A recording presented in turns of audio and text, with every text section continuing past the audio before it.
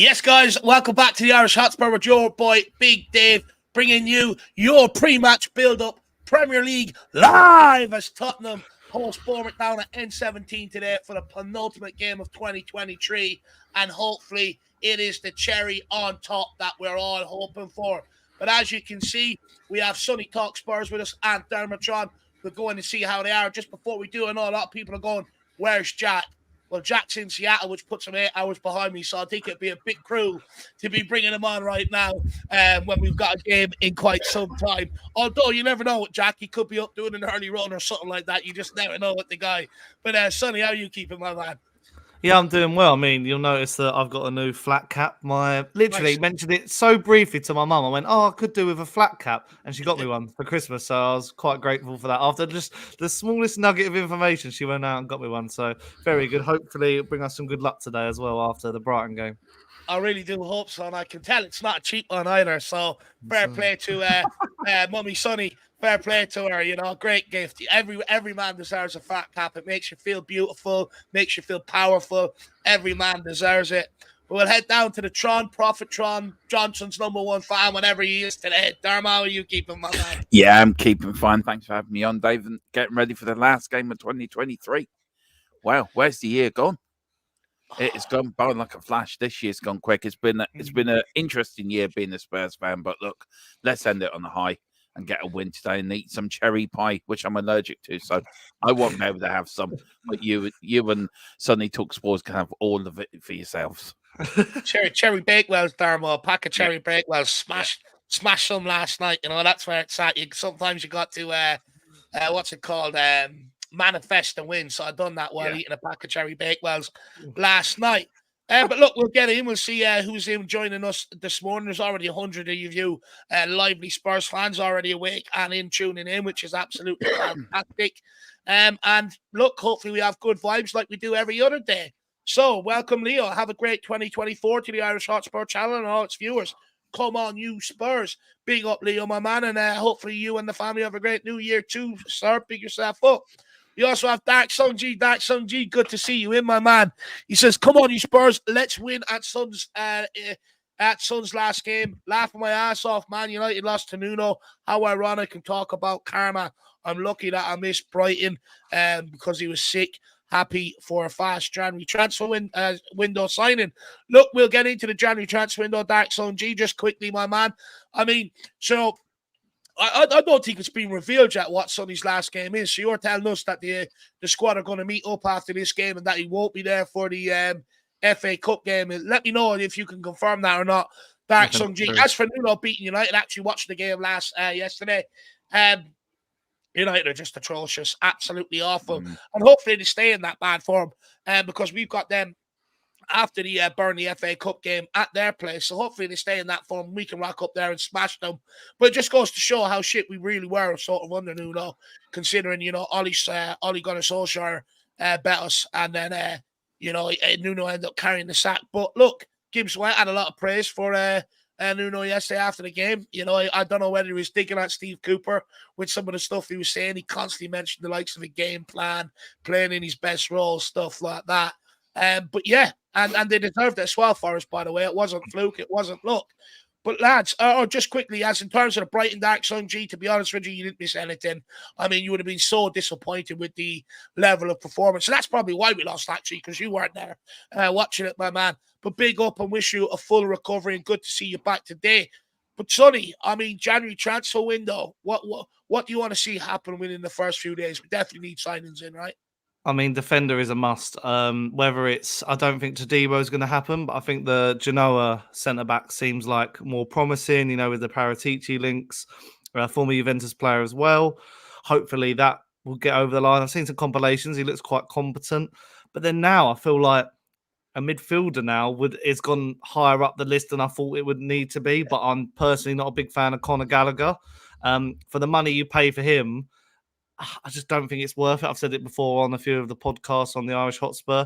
And then probably a winger come striker, because if you think about it, Son, we're going to miss him for up to a month. I can imagine South Korea going all the way to the final. They're one of the stronger teams in the Asian Cup. And then even going back to midfielders, we're losing Basuma and Sarr to AFCON for a little while as well. So, a squad that's already been decimated is going to be annihilated through. So January's just going to be so important. And I mean, those I'd say are the 3 priority signings, but the history of Tottenham suggests that we're not going to do that. Maybe if we can get some clever deals in by the sense of some maybe unknown players, but I know a lot of fans want to see some first team, potential enter the squad. But it's just hard to call, isn't it? Because we don't usually do that, do we? We don't go all out and slap down 40 million for a Todibo in the past. Don't know if that's changed now, but I don't know. I can't really call it, but we need some players to come in because it's not looking good at the moment. Yeah, look, let's not forget, Ange did sort of allude to not expect anything sort of magical to happen in this window. And I wonder, does he mean in terms of, maybe fans out there dreaming of him and Mbappe, that's sort of not realistic or never going to happen, or whether he's alluding to that we're not going to do much. However, he needs help. The squad need help. They've done everything they can to get us to this point, still in a sort of good position. So it's now over to the board this January transfer window. And hopefully they can get in some of the signings urgent. I know, look, what I would say is I do think we'll get someone in. The last 2 Januaries, we have had Bentancur, Kulu, and then we've had Pedro Porro. So I have no doubt that we probably will sign somebody. But last season under Antonio Conte, when things started to go sour, they didn't, and we played a lot of players through injury, they didn't go and help them to that full extent. And I wonder, will this window be the same? Let's wait and see. But Darmo, what do you want to see this January transfer window, my man? Look, I'm hearing that deal for the Genoa defender will go through. That will be announced early next week. I think that's what I'm hearing. We've also triggered Guirassi's clause as well, the striker from Stuttgart as well. And also the Gallagher deal. Now, I'm going against something here. I would love Gallagher at Tottenham. I really rate him. I think he's a great little player. I think he's an upgrade on Højbjerg. I think he will bring something. He will freshen up that midfield. As much as I'm a massive fan of Højbjerg, I think he let us down very badly against Brighton. And he was second-guessing his tackles. He wasn't putting himself, and that's what's really angered me. But there is a valuation. Chelsea want 50 million. We're only going as high as 40. What I'm hearing is it could be 40 million plus add-ons. That's what I'm hearing. But that is very close as well. So we could be looking at 3 signings this window. A centre-back, a midfielder, and a striker. So look, that's what we need. So let's get them in early. But the Tottenham want to get their business done early this window. That's what I'm hearing. They're determined to get it all done early, out of the way in the first couple of weeks. So Ange can help get these players integrated into the squad, integrated into his game plan, and then go on from there. Because there is a break between Burnley and Man United. There's a 2-week break, so that's the time. So that's what I'm hearing. Any more, Dave, I'll let you know, and I'll put it into the group chat as I always do if I hear anything. But that's what I'm hearing this morning so far. Yeah, look, let's wait and see what happens. I just hope that they realise there's a massive opportunity here to try and get inside top 4 or even mount a title challenge if that's what they want to do, and just pull resources from somewhere, because there's going to be a lot of this banding around how much money the Spurs have. You already had it started with David Ornstein, not a lot in the budget, this, that, and the other. So let's wait and see what happens. But they better back the guy, because if they think he's got enough, the season's only going to end up tailing off. So they better bring in players here. Just on Conor Gallagher. Sorry, for me, quickly. If I'm Conor Gallagher, I don't know why I would leave Chelsea, being brutally honest. He starts every week. He's club captain, isn't he? And that, so I'm not sure why he would leave Chelsea to come to Spurs. But look, you never know. Let's wait and see on that one. But big up Dark Sung G, brother. Really appreciate support. And he also has come in and says the whole Korean squad go to Qatar on January 2nd. So that is confirmation, more or less, that this will be Sonny's last game today. I am wondering why maybe the club haven't said anything, why they haven't let us know why he's going out there on the 2nd, or why they haven't put a date out there. But look, Dark Sung G, I do wish you and South Korea all the best of luck, and hopefully you can go and win it and smash that tournament, my man. Big yourself up, brother. Wembley 1, good to see you in the building. Happy New Year to all hosts and viewers of the best, and I'll say that again, the best PHFC fan channels. Not sure that it's going to be a happy new year for us this afternoon, though. Look, first of all, Wembley 1, Happy New Year to you and your family, my man. Hopefully you have a great day. Look, as for the best channels, I'll take that as a nice compliment, and I'm sure the boys will too. But look, it has to be a good ending to the new year. It really has to. What I would say is they can't be any worse than what they were at Brighton. Brighton wasn't down to anything else but us just playing piss poor. You know, going back to the same sort of mentality and attitude as last year. We went and pressed them, but it was so disjointed. They just played through it. When they went and pressed us, they all went together and they got joy out of it. And they started making Vicario hit long ball. When Vicario's hitting long ball, we know that's not part of the instruction. You've got issues. But for me, it was just more about the work rate all evening long. I just thought it was so lacking up until the 80 minutes. And it didn't really change until we brought on some substitutions and stuff like that. And I am going to ask the boys sort of in a couple of minutes, Wembley, you know, about Ange Postecoglou talking about sort of the tiredness after the game and stuff like that, which I find very, very hard to believe, by the way, with some of the players that were playing out there that have been riding the bench the majority of the season. If they're tired, then they don't have the fitness levels to play for Tottenham, same as the quality, so they can all fuck off in that regard for Wembley 1. But big yourself up, my man, and really appreciate the support. Jacko has gifted one Irish Hotspur membership. Let me just check, see who that's gone to. Fair play to Jacko. Do you know what? He's one of the luckiest men. He's probably received another one gifted from somebody. And because that's happened to him like 4 times. And then what he does is he just passes it on. But let me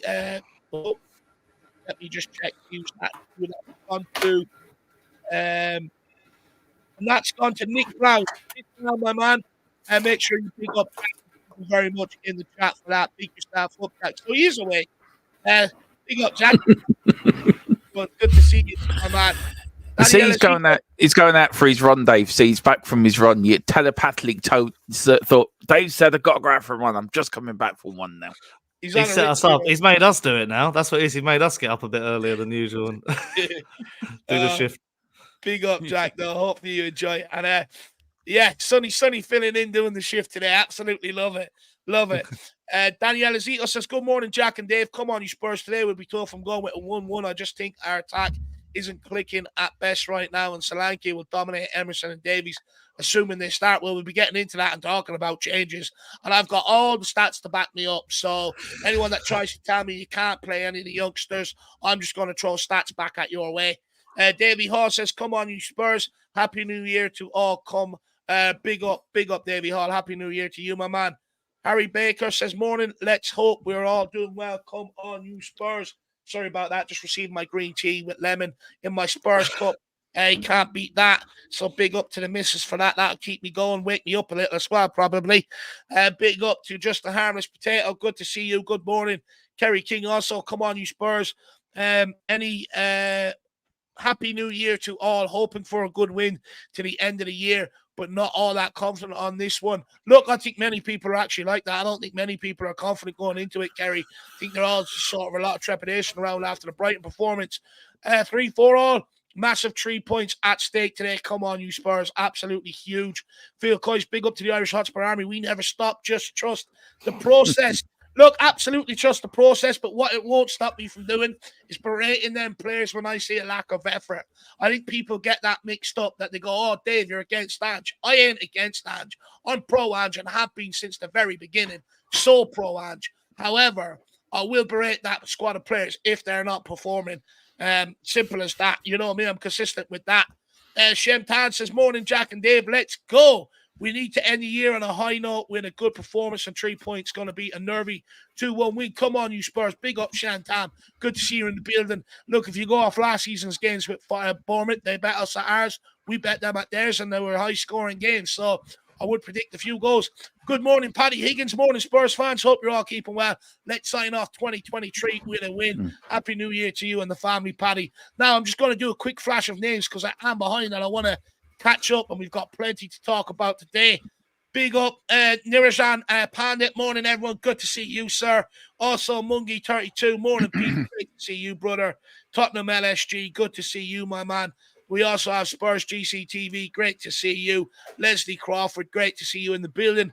We also have Cuba99. Big up, everyone. I'm going for a 3-1 win purely based upon Vicaria's shirt number.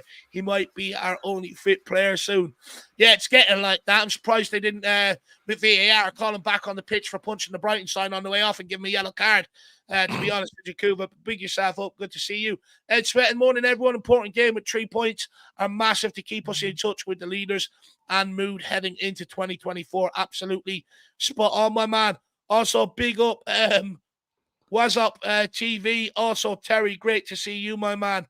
Ricky hat-trick today. Northern Spurs morning, guys. Unfortunately, going to be a rough watch, but it's pivotal we win. It is going to be a rough watch, but look, let's wait and see what happens, my man. Also, Adrian Tree, big yourself up. Big up, lads. Can't wait to see how we line up today. Come on, you Spurs. Adrian Tree. I put out 2 lineups yesterday. One that I think Andrew pick and one that I think I want to see out there. And surprisingly enough, actually, more people have gone with the lineup that I've picked and they want to see it too. So the support is clamoring towards the younger players. People are starting to get sick of the fringe players who are supposed to be good enough, which they're not. So big up, Adrian J. Good to see you in the building, my man. And yeah, we'll definitely be getting into talking about this lineup. Let's take a few more comments. Big up, Foggy Foam. Good to see you in the building, my man. Hopefully you're keeping well. Happy New Year to you, sir. Also at Welsh Gal as well. Happy New Year to you. Morning, lads. Let's end this year with 3 points. Happy New Year, Dave and Jack and all the Harris Army. Boys need to step up today. Come on, you Spurs. Absolutely spot on. Big up, Donovan Oosterreich. I heard we are linked to a centre-back from Genoa. Hope he can drag us in to the title charge. Absolutely love that wordplay there from Donovan Oosterreicher. Top notch, my man. Look, he looks like a decent player. What I will say, he was at Juve with Bentancur and Kulu.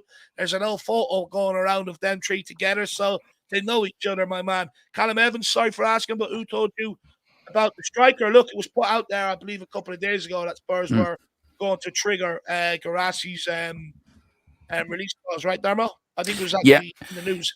It was that news, but I had it confirmed last night, about 20 to 9 last night, that I got a WhatsApp saying they were going to trigger Garassi. Now I get my news of I don't like to call him a source, but somebody who I trust very, very much. Dave has his doubts about him, but he's never let me down, and he's always been there, right or wrong. He's always tried to give me the best news to bring it to you guys. So look, that's what I'm hearing. But that's where I get it from. His friend works within another organization, which I cannot say where he works. He gives it to him, and then he gives it to me. So I get it from. I've got 2 people ready that I trust that give me the news. So yeah, and then I give it to you guys. So that's my job. So there you are, Callum. There you are, my man. Moondog says, "Big up, lads. Come on, you Spurs. Let's have a win today." Moondog, we missed you for the Brighton game. Never got your predicted first goal scorer. You probably kept that to yourself because you want money for the new year. But please let us know today who you go with as Tottenham's first goal scorer. Moondog loves a little cheeky bet. Loves a first goal scorer bet. He's won quite a few over the month of December, so I've no doubt Christmas time was great for him.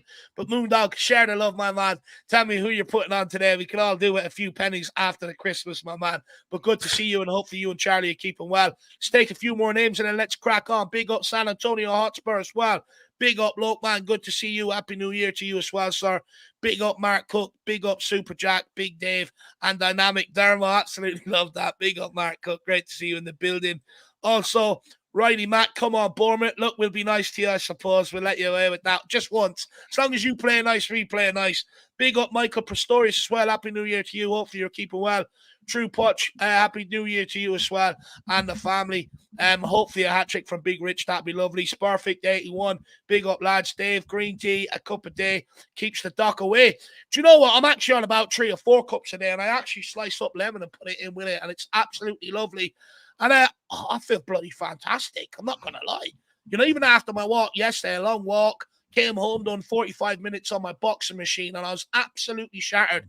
Had a cup of green tea, and honestly, it felt like I was drinking Duracell juice. It was absolutely unbelievable, Sparfect. But good to see you in the building, my man. But lads, we'll take this one from Dark Zone G, and then I'll tell everybody everything they need to know. He says, all news looks like we will get our transfers before the Man U game, which will be great. Also, Man U loses Onana for AFCON as well, which is actually a very good point. And he hopes Van de Ven, Madison, Solomon, and Bentancur all return for the Man United game. Hwang did his last game yesterday. I missed the Valiz goal. Look, the Valiz goal was actually a very well taken effort.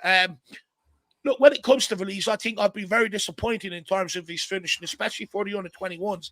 It just hasn't been there, but the chance fell his way against Brighton, and he took it. And you can see what it means to him. Now, I did actually have a good, interesting conversation with Paul Hotspur on the phone yesterday. If anyone doesn't know, the Aussie guy who appears on here, he's an absolute legend. And he was saying, he was angry that he just didn't take the ball out the back of the net and sort of bring it back down to the halfway line. And I can get that as well. But I've no doubt maybe someone sort of said it to him after the game. Next time you do score, we'll let you in it because it's your first. But next time you do score, grab that ball out of the back of the net and bring it back. But what I did love is how much it meant to him. You could see it was a dream come true for him. So long may it continue, and hopefully he keeps him motoring on with a couple of goals here and there, Dark Sun G. But Sonny, do you have any hope that we'll be able to get the majority of our business done before the Man United game? Because look, after today, it's an FA Cup game. I presume that'll be a bit of a mix and match squad. But really, there's nothing really going on until I think it's the 14th or the 15th, the Man United game. So you do have sort of a 2-week period there to try and get the groundwork of a lot of your business done. Yeah, I mean, we've got a lot to really get done because we've got to assess the whole squad. As I said, the players that are going off for international duty, the transfers, the injuries. But what I like to see from Tottenham so far is we seem to be actually like looking at names, and names are being touted already, and not just like pulled out of thin air. It seems like we're actually, triggering release clauses, negotiating deals already. And that's probably because we've got a setup now, which is quite respectable. Johan Lang and his scouts, Paratici as well. Like it's working a bit more clockwork than sort of slapdash final day scenarios. And, I think what you raised a good point earlier, and it sort of triggered a thought in my head about Conte and Pedro Porro and all that and not being backed. But it looked like he was going to be leaving anyway, Conte. He left probably earlier than we wanted him, than the club I initially wanted him to. Yeah. Whereas now we know Ange is going to be here for hopefully a long while. So all these players are like, helping him in the long run as well as, for this season as well. I think with some of those signings as well, it's just... I mean, Garassi as well. I think for the money, it makes sense, and his age is quite good. I've seen a lot of people question whether, is he in a purple patch sort of thing? But I think he is. I think for an option, I think he looks like one of the cheaper / more. I don't know. Are we not, with the cheaper thing though, Sonny, are we not maybe making the same mistakes that we've made sort of before, where you buy cheaper players sometimes and they just don't work out? Now, I know under Ange Postecoglou sort of that hasn't been the case. But when we had Steve Hitchen here doing the recruitment, often buying the cheaper player didn't work out in our favour. But is it not maybe not cheaper, maybe like sensible, this part of the market? Because if you look at it, every other striker at the moment, whether you go from one extreme to the next, I've been saying a lot about Solanke. He's probably he's going to probably now be 50 million, where in the summer he was probably like 20. Yeah, so, and then you go to the extreme level of, Victor Osimhen will cost you 100, and we're not going to pay that. So it's sort of seeing where we sort of fit in the market and maybe getting some of these savvier deals. That's why I'm surprised at the Gallagher deal, because I feel like we are going to have to pay a lot of money to get him out of Chelsea, especially as they're basically selling him to help with their FFP, and it's 100% profit. And apart from that, I think, a lot of the names I'm seeing are good. I want us to move away from the Lloyd Kellys. I'm not a big fan of that signing. I think some of these other signings make more sense. But I think as well, it's the injuries that we need to get Van der Ven and Maddison back as soon as possible. I think I mean, what annoys me is I have a lot of debates with, other Big Six fans about, Tottenham haven't got that many injuries. Oh, it's only 2 players. And it's like, but it's not just 2 players. Like, I think we've got no squad depth. Bentancur as well is a big part of that. Literally came back one of his first games and gets injured again against Aston Villa. But Van der Ven and Maddison help us tick, because we lost a bit of a creativity with Maddison. And the way we concede goals, if Van der Ven was in that slot, that they wouldn't be getting in behind teams. It would, get a little bit of pressure off Basuma, and he wouldn't get sent off. You know what I mean? But I just feel like it's Tottenham are being treated very harshly when it comes to injuries. Like Newcastle and Man United are allowed to have injured players, but when it comes to us, and gets questioned about his high line and change his tactics. I don't hear Manchester United being told to change their boring tactics when they're, not got their first team squad and that. But that's just a little rant over with. No, funny enough, but I think you're absolutely correct. I mean, even our Gary Neville said last night, if Ten Hag gets back Maguire and this player and that player, but you're right, when it comes to Tottenham, never any mention of injuries or suspensions. It's always straight on to Ange Postecoglou and a forensic analysis of the tactics. I mean, you're absolutely spot on there. I can't disagree with that. Dermo, do you think Madison, Van de Ven, sort of, Bentancur, have you any hope that they'll be back early January? Or I think Van de Ven might be back for the FA Cup game. That's he's already running. He's already running. You got Madison and Benny should be back late January, early February for them too. Also, Man United losing Onana. I think Man United will count that as a very big blessing. I think for United. So true. I watched that. I did a watch along to that game last night. I nearly fell asleep during it, and it wasn't for the Man United fan I was doing it with. Right, I was so much, just giving him loads of stick. That's what made it fun, and it's just watching them thinking, how bad can this team be? And we're going to smash them on the 14th, and we're going to rock up there. That team is not playing for the manager. It was like us when we were playing under Conte.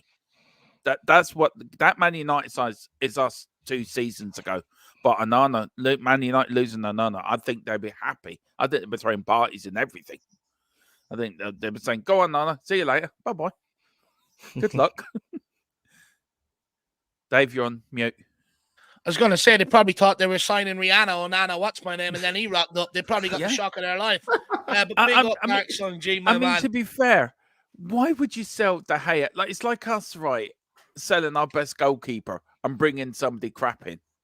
I mean, it did not make sense at all. But do you know what it is? Do you know what does it for me is, and I've had people questioning Vicario this week, West Ham fans saying that Vicario's flappy, and I'm like, you've not watched us. But the thing is, what I get is Vicario was brought in for 2 reasons. He's a good shot stopper, and he knows how to pass the ball. And you've seen how better our passing is around the back. And even the last couple of days with the Lloris stuff, I'm watching it and I'm getting a bit like, oh, it's end of an era. But then at the same time, I'm like, I don't feel like I'm not going like, oh my God, we're losing a club. Like, what are we going to do? Whereas I watch Onana, who's meant to be this, an amazing passer of the ball, but United don't play the style to facilitate that. And I don't know if it's because of the players they've got at the back, but the way they pass it around the back, Onana looks like when Lloris was passing it around the back to say Dyer and whoever. It was like we're all sitting there with our hearts in our mouths, waiting for someone to have a mess. So that's what I don't get about Onana. I feel like it's like putting, a Galactico in Luton Town. It's just not going to click, is it? It's sort of, maybe they didn't have to get this goalkeeper at this stage of their career, but then even the players that they do have to pass around the back, it's just not fluid enough. Whereas, Van de Ven and Romero, when they were fit, the way they were passing in that triangle was, amazing. Yeah, but to be fair, we are laughing. We are laughing at Man United. True. We'll take that. We'll take it. They've done us enough over the years. Let's just sit there and laugh. Oh, well, we'll be once we get the other game out of the way, the reverse fixture, then we can all sit there and have a good jerking circle about Man United, which should be absolutely brilliant. And then Dark Sun G also follows up. He says, I saw that it is Hooper as ref, which is hopeful. If I was Gallagher, I would leave Destroyed Blues. That looks like they can't play Champions League next season. Just give me one moment. I'll come back to that, Dark Sun G. That brings me on to the match details. Of course, we are playing at the greatest stadium in world football, and that is the Tottenham Hotspur Stadium. Kickoff, of course, is at 2 p.m. A nice early one, so we can all get up nice and early today and go and celebrate New Year's with the family. Referee is Simon Hooper. If I remember correctly, I don't think he's been too kind to us this season. Also in the VAR room, it's David Coote. Hopefully he's just not a cheat as well, as I turn him into an owl. He pisses me off. And then in the TV, of course, it's not in the UK and Ireland. No live coverage whatsoever, not even on Premier Sports today. But in the USA, it's on NBCSN. In Australia, it's on Optus Sports. And in Canada, it's on Football TV. For any of you guys that have the dodgy channel set up over here, you'll be able to get them. And then, of course, we'll go to the injury news. Of course, Tottenham, Kulusevski out today. Accumulation, he's suspended, along with Bissouma, Romero, out with the hamstring, Van de Ven out with the hamstring, Madison out with his ankle, along with Bentancur out with the ankle.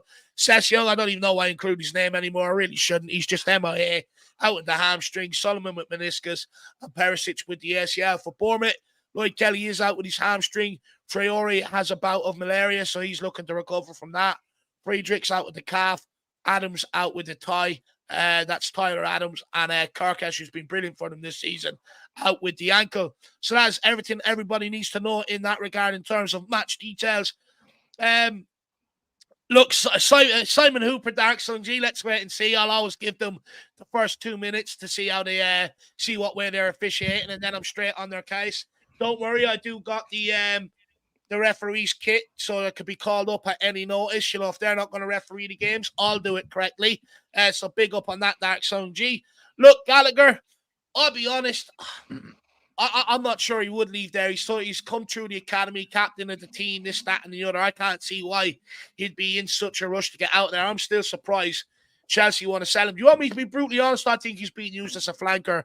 I think we're working on something completely different. And he's just the link's constantly going to be there. So that all of a sudden we bring in this player and everyone goes, how'd you get him for that price? It's happened so many times with Paratici at the helm. Like I keep saying, you know, it was all about Ericsson. We brought in Basuma under the radar. Everyone goes, how did you do that? I think with it was all Tommy Asu at one stage, wasn't it? We brought in Romero. It was all David Raya. We brought in Vicario. So I think Colin Gallagher personally has been used as a smokescreen on that one, Dark Sun G. I don't think he will come to Tottenham. We ain't paying that sort of 50-odd million. And Chelsea and Tottenham don't do business anyway. So I don't think that's going to happen at all. And he also says, I hope Darrington and Phillips play today. And for Burnley in the FA Cup game, and just on that, my man, I'll get the boys in on this in a little while. I've got plenty of stats to suggest why they should be playing. The 4 fullbacks isn't working. They played, 3 games together this season, conceded 9 goals. That's on average 3 a game, which means you're asking your players to, or your midfield, and you're forced to automatically go out there and try and put 4 goals away just to try and get a win. Not sustainable. We were here at this point last season. Are we going to keep persisting with it? Or are we going to try something different? You know, for all the reasons that people say you can't play 2 18-year-olds, I'll give you all the reasons why we shouldn't be playing 2 30-year-olds, Dark Sun G. So for me, I think we have to make changes, my man. Big yourself up, brother, and really appreciate the support. And he also says who will be captain until Madison returns. And that's a good question. We'll get the 2 boys in on this. We'll get your quick answers, boys, and then I'll crack on with some other questions. But Dark Sun G with great talking points, by the way, my man. Really do appreciate them and all the support, brother. Look, Sonny, or Dermo, we'll start with you on this one for a change, my man. Captain, who do you think it should be without Romero, Sonny, and Madison? Look, I said it the other day when you asked me this. I go for Porro. I think the way he shows, he really gets up when we score a goal. You can see him trying to pump up the crowd, and I just think for me, you got Vicario. People saying in the chat. I think Porro though. For me, I think he deserves it. I think he's the one for me. Sonny, what about you, my man? I've got 2 names to throw in the hat. I think if Ben Davies is still starting games, which it looks like, I think he will just because of the seniority. Just because, you know, he's probably longest serving player at the club now. I hazard a guess at. But if I was to go off, that's my one that I think will be logical. My one that I'd like was maybe Kulusevski, because apart from the last 2 games where he's got into a lot of shirt pulling for some reason, I still think he's been like one of Tottenham's most hardest working players, never stops running. I think he's got a really good attitude. Similar to the Pedro Porro points, really. I think, you know, between them 2, it's quite close. But apart from that, I mean, I'm looking at the latest lineups, like Johnson too early. I don't think Richarlison will keep his head. Sarr's probably too young. Same with Udogie. I mean, Vicario's not a bad shout either. But do we want another goalkeeper captain? I'm not really for goalkeeper captains. I feel like they can't really lead from where they stand. So I'd go with Davis or Kulusevski. So I'll go with the 2 answers there. Look, I've no doubt all the Davies lovers are clamoring out the woodwork for this to happen. I'm not saying you're one of them, Sonny, by the way. But look, I personally, I don't think it will be. Postecoglou came in here and ripped out the old leadership group, despite some of them being around here for quite some time, like the Dyer and Lloris and stuff like that. So I'd hazard to guess he's going to continue on with that change. If he resorts back to giving it to Davies, I think he's making a rod off his own back. I think I would give it to someone like Porro or someone like here, someone that's the future of the club. To be brutally honest with you, that's where I'm at with that. Dark Song G, I'm with Dermo on that one. And he also says the pundits did pick. This is back to you, Sonny, when you said maybe the pundits are, which I agree with you, by the way. They always go after Ange, but he says the pundits did pick Vicario, Doji, and Son for the best 11 so far, which shows the great business of choosing Vic, not Raya. Also, Doji best left back so far. I would go as far as saying, why is Porro not in there? He's the best right back in the league as well. I mean, maybe Cole Walker has had a good couple of games, but yeah, I think yeah, Porro showed like he's come on leaps and bounds. But yeah, I mean, where's Sarr? I'd put Sarr in amongst some of those teams as well. Like I think he's been so underrated this season. I've done a couple of videos on it myself. I just don't understand why no one's talking about this kid. But yeah, Vicario's just has been an unbelievable signing, and I really wrote that off early doors. Adogi has shown, instances where, yellow cards, red cards, stuff like that. But he's young and he's learning, and he's got like one of the most important jobs on the pitch along with Porro. Like playing these inverted fullbacks is not an easy job, especially when they're ending up as 10s and stuff like that. And same with Son. I think we got to praise Son. Still gets a lot of criticism from certain fans, like where he should be playing. Is he good enough? Is he, should he be captain? Is he washed? But, he scored the goals. I think he's going to be a massive loss when he goes to the Asian Cup and all that sort of stuff. So, was it 11 goals, 5 assists? That's a lot of goals. I feel he's key. He's our penalty taker now. So it's going to be a massive miss. But I think he has been better off the left, personally, and it just opens us up to get another striker to come in. Absolutely spot on. Absolutely spot on. I think he is better out on the left. I think he's more suited there. I think I heard a pundit say, and Son's not playing his natural position. Where's that pundit been the last, 7, 8 years that Son's been at Tottenham? He's played off the left-hand side. So, I mean, I'm not quite sure what they're talking about. Clearly, they're not well-versed in Tottenham, which is why there should be more Tottenham representative out there in the media when they're talking about Tottenham, especially when they're talking about sacking managers. They're having a discussion between Jamie Neville or Jamie Carragher and Gary Neville last season under Conte. I mean, why don't I have someone from Spurs involved in that conversation? I don't get it personally. But look, great business so far, Dark Sun G. Hopefully it's set to continue under Ange Postecoglou, my man. We need more. We need more this January. It is harder to get the right quality, but they've had quite some time to work on the targets. In fact, the centre-back they've had since last summer to work on it, or at least 4 years now, Dark Sun G. So it better happen, my man. Big yourself up, and then we'll take this one, and then I am going to crack on. And this is about Hugo Lloris. At least we sent off Lloris in glory, unlike Man United, who didn't with De Gea, which is a disgrace. Isn't Hooper the ref who stopped City and disallowed the Liverpool goal? Oh, maybe you're correct. If it is the guy, you're right. He is the guy that blew the whistle against. So we do like Cooper. Sorry. We put him up for man of the match that day, actually, when he blew the whistle on Man City. It was great refereeing. Also, with the Liverpool one, I'll be honest, I think he actually got that game completely wrong. I don't think the first one was definitely not a sending off anyway. But look, I'll take it all day long, that Sun G. Sometimes you have to ride your luck, right? But look, when it comes to Lloris, he is off to LAFC. Look, for me, great servant in this football club. I do think, however, he's probably leaving with tarnished reputation rather than the love and the applause that he should get. And look, that's because I hit him as well. I get the decline in form and stuff like that. I can accept that. But what I can't accept is that he quit against the team at halftime against Newcastle. And he wasn't so quick to get out of here in the summer either. So for me, despite him actually coming out at the end of that last season and saying he was leaving anyway. So for me, I do think he sort of tarnished his reputation here at Tottenham.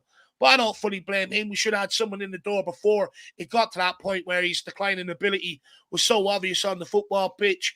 Made some great saves. For me, restored my faith in goalkeepers or Spurs, at least being able to identify a decent goalkeeper. In my time, we've had some right shit. But Lloris was a stalwart. I took the club to amazing heights. Shame we could never get over the line. I send him on with my best wishes. But I can't forget that he quit on the team. Guys, anything you want to say on Hugo Lloris before we move on?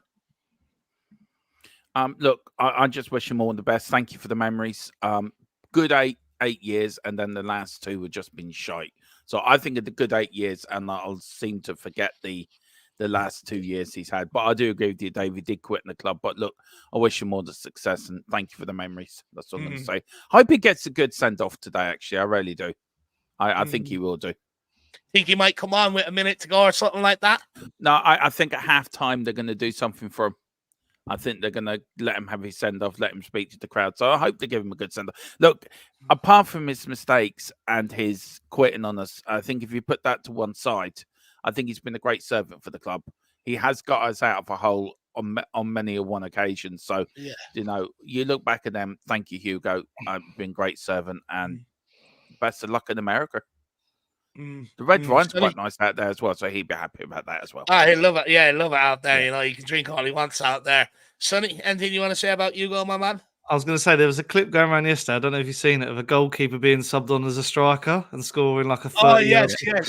Imagine if it's 1-1. He just puts like a outfield shirt on and just scores an absolute. But it's quite sad seeing the picture of like the Champions League starting lineup all being like, what's it, blacked out. Sonny's the only one left, isn't he? And and I think at stages you would have thought like, oh, maybe he'd be the one who would have gone to, like, people were linking him with Real Madrid a few years ago and stuff like that. But no, I think Lloris has been great. He's our record Premier League appearance and all that, most clean sheets, all that sort of stuff. But yeah, considering it was a really cheap signing at the time from Lyon, he's gone on to do a lot for us, and he's like a legend. But yeah, the last couple of years were quite disappointing. I was there for the Arsenal game where he basically chucked the ball in the net. But we've got to remember the positives. Like, we've let so many good players leave this club over the years. He's going to the MLS. He'll be good mates with Will Ferrell. I think he's one of the owners, isn't he? So good luck to him. Look, with Hugo Lloris, to be fair, when he did before the decline in ability, when he signed that new contract, he was told that the new number one would be coming in and he would be working with him. So I do sort of getting that done sooner and rolling him out there with the clear decline in ability. So I don't put it all on Hugo Lloris. And look, best of luck out there in LA, and hopefully he does well. Because, despite me being angry with him quitting last season and stuff like that, I do hold a lot of respect still towards Hugo Lloris. So big up, Hugo. Make sure you have a good time out there in LA. But big up that Son G, brother. Really, really do appreciate the support. Everybody, please get your favorite memory of Hugo Lloris into the chat, and we'll bring them up as we go along. But guys, Ange Postecoglou spoke about his side's fatigue in the wake of Thursday's defeat at Brighton. Is there merit to that excuse, or is he just protecting the players? And we'll start with you on this one, Tron. I think he's protecting the players. There was no excuse for that performance. I said it in my pre-match build-up, Dave. I think Ange should have come out and said, look, the players were crap. They should take the blame, not me. But Ange is not like that. Ange will protect them. But that performance the other night was fucking dreadful. Absolutely, excuse my French, absolutely dreadful.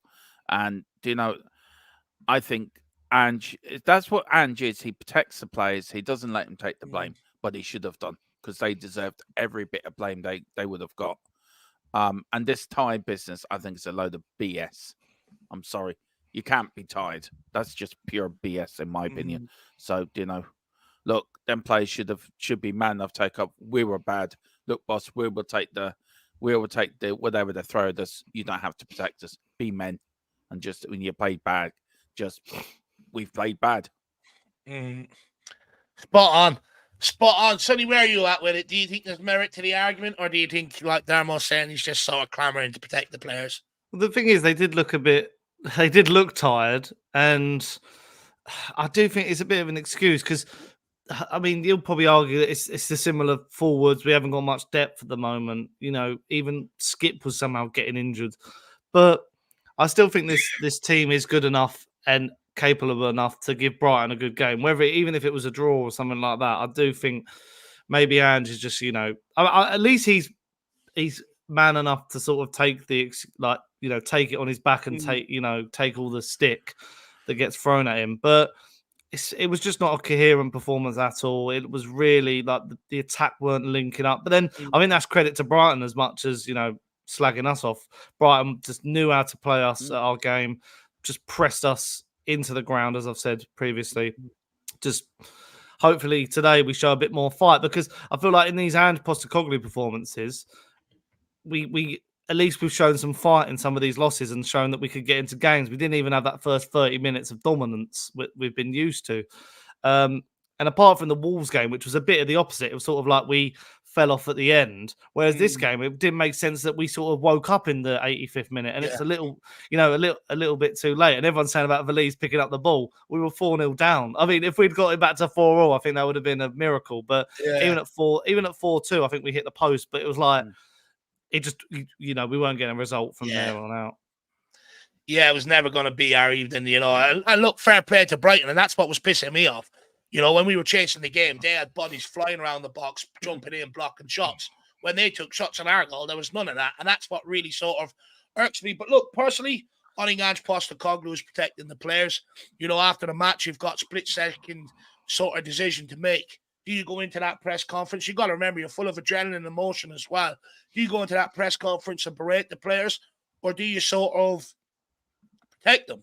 He chose to protect them. I can understand why, because I know we can sit here now and say we want them to berate them. The reality is Antonio Conte done it after Southampton performance last season. Nobody liked it. Everyone said you can't do that. So I can understand why Postecoglou sort of chose to protect them, because history tells you that these guys don't respond to being some sort of tough love and stuff like that. But there's no way they can be tired. Ben Davies rode the bench for the majority of the season. Emerson rode the bench for the majority of the season. Højbjerg rode the bench the majority of the season. Johnson rode the bench for half the season as well. Richarlison, sort of in and out of the squad. Adoji was only suspended before that. So I'm sorry, no one's going to sit here and tell me that squad and then players are tired. And if they are, then fuck them out of the football club, some of them, because they're just not good enough to be here anyway. So if they're not fit and they're tired, grand. But then that actually amplifies my argument even more. Put in the youngsters who are fresh, not tired, and I guarantee you, at least you'll see his energy and work rate out of possession. That's one thing that wasn't good enough, and I can't give them a free pass for, was the work rate out of possession versus Brighton. Was absolutely shocking. And at the end of the day, Brighton wanted it more. Everyone makes football out to be a complicated game nowadays with all these fancy words for just normal positions like a Mazzella. No, he's just a midfielder. But you know what I mean? But at the end of the day, what really annoys me is it's simple. Teams like that, you outwork them and your quality will shine through. We allowed them to outwork us. We got turned over, and that's that simple. So that performance was not good enough. And I think the players let Ange down. In fact, I think he probably rolled them behind the scenes. And I would hope that they've come out and apologized to him. But I also want to see a reaction today. Tony, we'll start with you on this one. Do you expect an instant reaction from this Spurs side today against Bournemouth? Surely we can't be as bad as we were against Brighton. You'd hope so, especially being at home, and the atmosphere this season at the Tottenham Hotspur Stadium has been fantastic. And I can't even say, Brighton, the Amex, it's a great team, great manager, but it's hardly like a cauldron when you go there. So you can't even blame that for, down in tools or whatever you want to call it. I just hope they go out there and play Bournemouth, at their game. We know Bournemouth are a good technical team. They're going to create chances. Against Man United at Old Trafford, they weren't afraid. They went out there and, looked like the home side themselves. It is annoying that Kulusevski's not going to be out there, another creative player who's not going to be on the pitch to make chances. So it's on the other players now to sort of, pick up the pieces. Son's last game until he flies off, go out there with a bang, score us a couple of goals. Yeah, and just a team performance, a bit more coherence. I think whether that means making some changes, I'm sure Ange isn't going to rest on his laurels and sort of, after that result, not make a couple of tweaks here and there. Maybe Skip comes back in because I think that midfield was just really blunt. Højbjerg, I think I've flip-flopped about him all season. I started off being no, then I was like, maybe he's a good squad player. Now I think it's time for him to go again. Just not good enough. Can't play the style, can't play eat the 6 or the 8. So I don't think he's good enough. And if we can get a good fee from Juventus, who love a weird midfield signing, I think that's the best port of call. So yeah, just hoping they really go out there with some good attitude. Send the year out, with a bang. We've had a weird year because I'd say the first half was just abysmal and dismal. This second half has been like so good under Ange, and we want to go into next year with that momentum. We're still 5th, still all to play for this season. Let's just got to pick up points at home. Have to pick up points. Look, I'm actually at that point with Højbjerg. I've been a big defender of him because personally, I think he gets a lot of harsh criticism towards him for the service he's given, and I think he gets more criticism than a Dyer, than a Davies, than a Lo Celso, and people like that. And I don't think it's right or fair, considering the majority of the time he's been here, he's put in good performances. However, I will not excuse a player pulling out of challenges, and he done that twice against Brighton. It pissed me off, and that shows me that he ain't committed to the cause. He's just waiting to get his move out, doesn't want to risk injury and stuff like that. So for me, I don't want to see him play again today. I think after that, be sold. If you don't want to be here, fuck off, and I'll hold that with most players, despite whether I like them or not. But Dermo, are you expecting a reaction from these guys today? I think so. There will be a reaction today. There has to be a reaction. We cannot just play against Brighton and turn up today and think, oh, it's going to be an easy. It's only Bournemouth. Bournemouth have picked up more points in the last 6 games than any other Premier League side. They're on a rich game frame of form at the moment. So, yeah, there should be a reaction. But it's time to play the kids. It's time to play Dorrington, Phillips, Donnelly. Just put them in there. I've been saying it now for a long while. We need to start playing the kids, start bringing them through. They will give you more than some of them players gave the other night. And, I hope Ange did. You could see Ange's face after 10 minutes of that game. He was fuming. He could see what was happening. And then he thought he might get a reaction in the second half. No. Excuse me from it. Oh, pardon me. Sorry. Bless you. Sorry. Thank you. But as I said, Davey, yesterday, 80 minutes we decided to play. Don't know what, but I think time to play the kids. These players have given enough chances to show what they can do, and these kids will actually give you more than once these players. But you're right about Højbjerg, by the way. I'm Højbjerg's biggest fan. You know that. And even I've fed up with him now. He just needs to go now. Just stay, go. I've had enough. Just not good enough. Not good enough.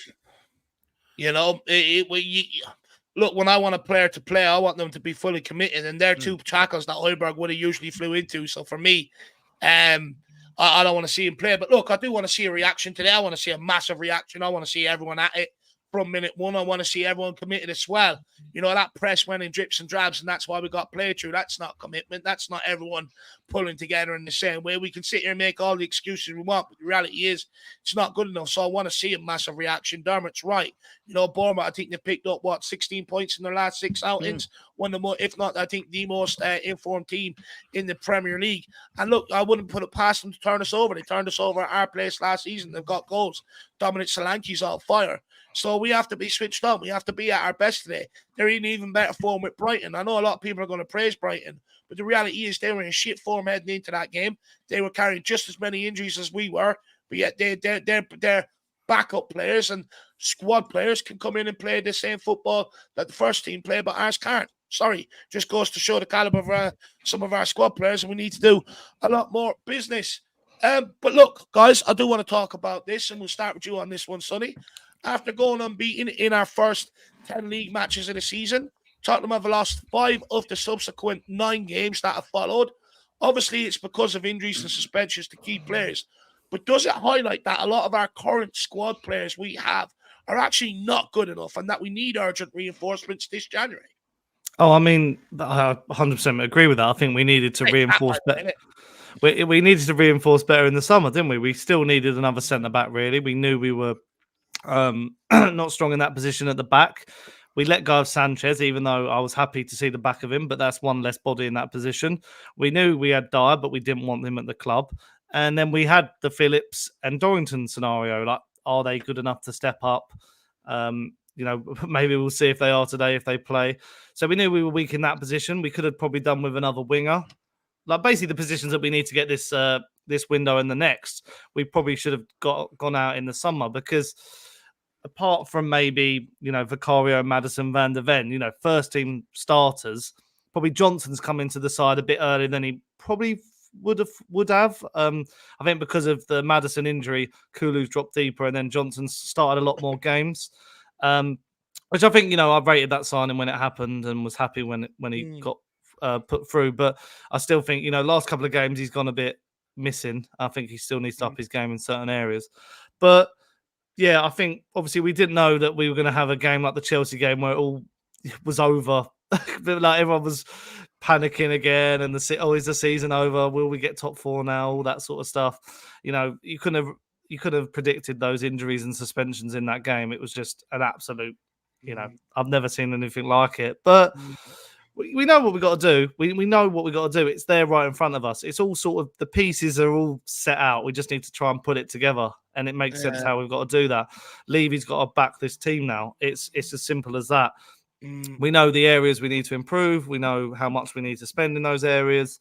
Just got to get it done. It sounds simple when you put it like that, but you never know with this football club. We seem to go around the houses in these scenarios. Look, we're at a time again where the squad debt is being exposed once again. I tried to highlight it in the summer, but despite everyone having individuals of squad players they may like, I think we all should have to unanimously agree it's not good enough. It's just not. When you see Brighton and a lot of their squad players filling in and the way they performed and the way they're all up to date with system, it's clear that some of our players just are not good enough and they still have to be shipped on. Even ones that people have stepped in and said, oh, he's done well this season, like a Davies and people like that. It doesn't matter. They have to go. They're just simply not good enough. Too much of a drop-off. No defeats in 10 to all of a sudden losing 5 of the last 9. I'm sorry, that says everything we need to know. We can sit here and bitch and moan about injuries and suspensions, but the reality is it's a squad game, and squad players will get game time, and our ones that step in, it's just not good enough. And I'm sorry, I've been here before for far too many years. I'm sick of these average players, and I'm not having it anymore. If you don't want to be here and you can't continue on the same vein the first 11 are doing, then get out and let's go and get the next guy in to give them an opportunity to do it. If Brighton's players can do it, you look at Man City squad players, they don't play regularly, but they can step in and still sort of get results and stuff like that. Liverpool can do it as well. Why can't Tottenham? I'm sick of hearing this with injuries and suspensions. We can use that as an excuse all we want. The reality is, I said to everybody in the summer, not paying out Dyer out of his contract to get him out here and not bringing in another centre-back is going to be a huge costly error and mistake, and it'll come back to haunt us. And it already has. And if a little fat gnome like me from Kilcullen in Ireland can predict that, then I'm sorry, what are all these analytics people getting paid for and everybody else above them? What are they all getting paid for? I'm sorry, it's not good enough. They have to be able to spot that. Tron, where are you, though, my man? What was the question? Oh, yeah, about the squad players. The fact that, we've lost 5 of the last 9 compared to not losing any of the first 10. Right? It shows we have to do more in terms of squad debt, a lot more. We do have to do it. Yeah, we do have to do a lot more. Look, Dave, I agree with you. If you're a squad player, you should be biting at the bit to come in and prove to you, I deserve that man's spot. You look at other teams and you look at Newcastle, you look at other teams that are above us around this top 6 area. They bring in players, they're all fighting for the shirt, fighting for the place. We bring in our players, it's like, oh, well, I'll just come in, do a bit today, go home, get paid, happy days. And it's no fight, there's no, I don't know, there's something missing. And I can't put my finger on it. This squad has let us down again and again and again over the last 5-6 years. Yeah. And we should all know these players will not give us anything. Look, you're right. Dyer should have been bought out of his contract. Davies should not be there at all. Højbjerg now needs to go. We need a change. And once you get them players out, that mentality, I think, will go as well. Because I think some of these players that have been there for years, that mentality is always going to be within the squad. You get rid of them, that mentality goes. You bring in other players that have a different mentality. I want to fight for the shirt. I want your man's place. I want Sonny's place. I want Richie's place. It's all about. Dermo, it's all about. Dermo, just quickly. Even the fact that because you'll hear some stuff, or you'll read some stuff Yeah. in the media. It's not their fault. They're coming in, they're trying. But it is their fault, though, right? is. They're who are we supposed to blame? The birds flying around the stadium. Yeah.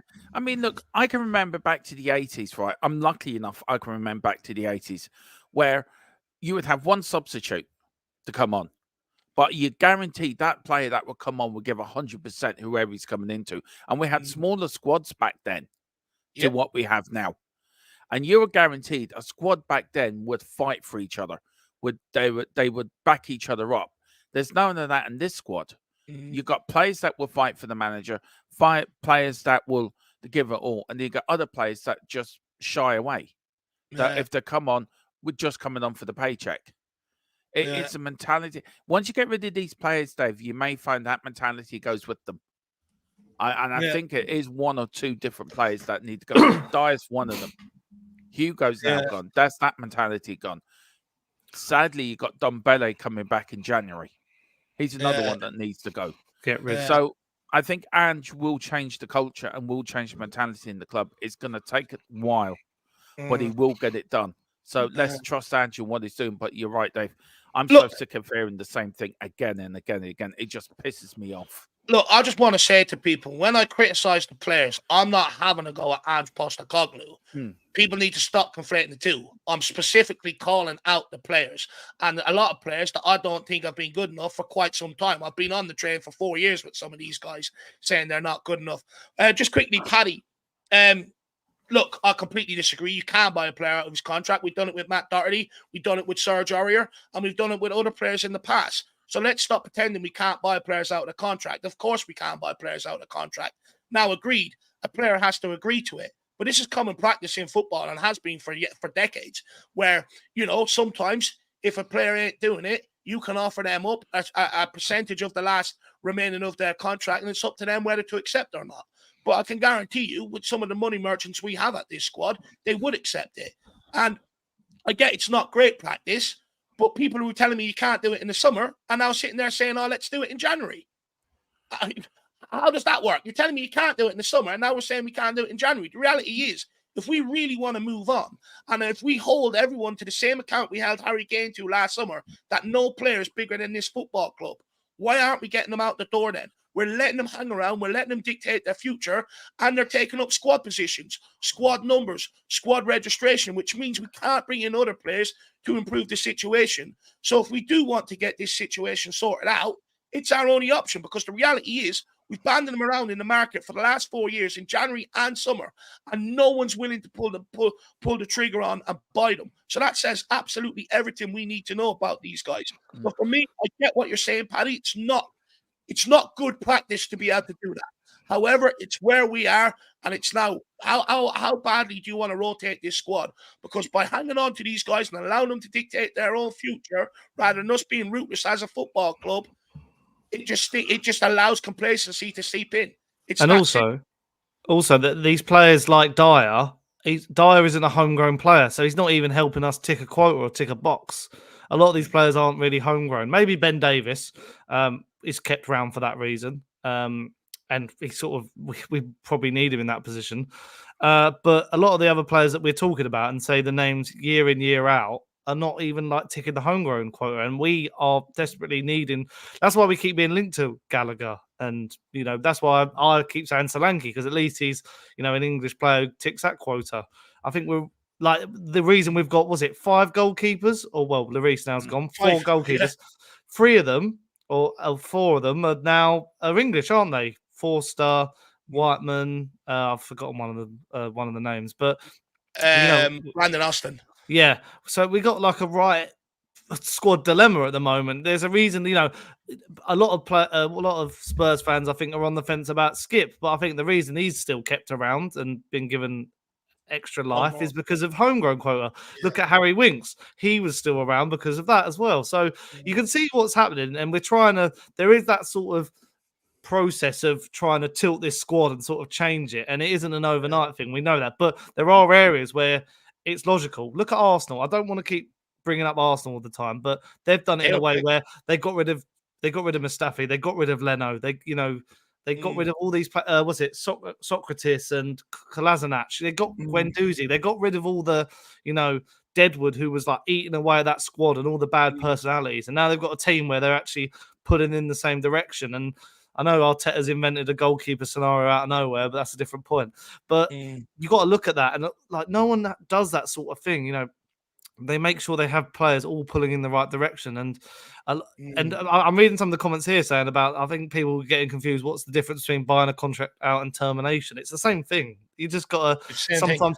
What's the difference between terminating his contract now and paying him up front, or just letting him put him on gardening leave? Like, look, literally pay him the length of his contract over the length of time, but he's no longer at the club. That's what you got to do to just get rid of him. To Paddy's point here, right? Aurier, I think he had 1 year left on his contract. Doherty had 6 months left on his contract. We paid him up. Dyer and Lloris in the summer had 1 year left on the contract. Why couldn't we pay them up? I'm not sitting here saying pay absolutely every single one of them out of his contract. But when there's a year left, you have to make that decision. And for me, I think we got it wrong yet again. They should have been paid out of their contracts, or they should have been brought out of their contracts in the summer. I get what you're saying, Paddy.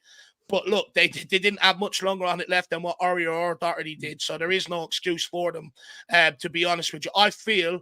I do feel that a lot of them are getting free pass because of the Pochettino era, but Dyer barely contributed to that. So for me, I don't get it. I do get what you're saying, Paddy. Like I said, it's not common practice. However, if we could do it to Aurier and Doherty with a year left, especially on Aurier, there's no reason why we can't do it to Dyer and Hugo Lloris and get more squad players in here. I get what people are saying, that it's a process.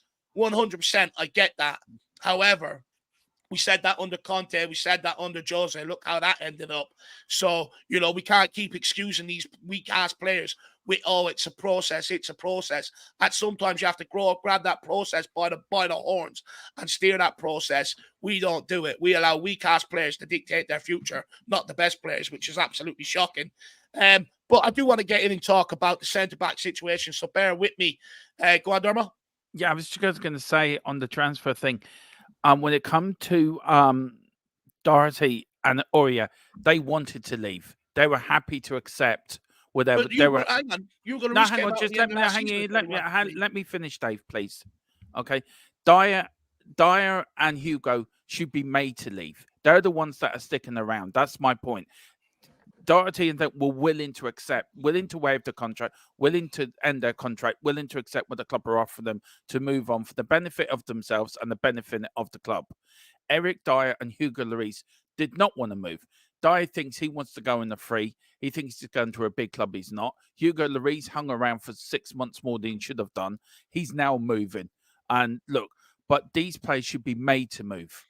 Where Doherty and Aurier, as bad as they were, I give them credit for saying, look, we'll waiver a bit of our contract. We'll come to an agreement for the benefit of us, benefit of you.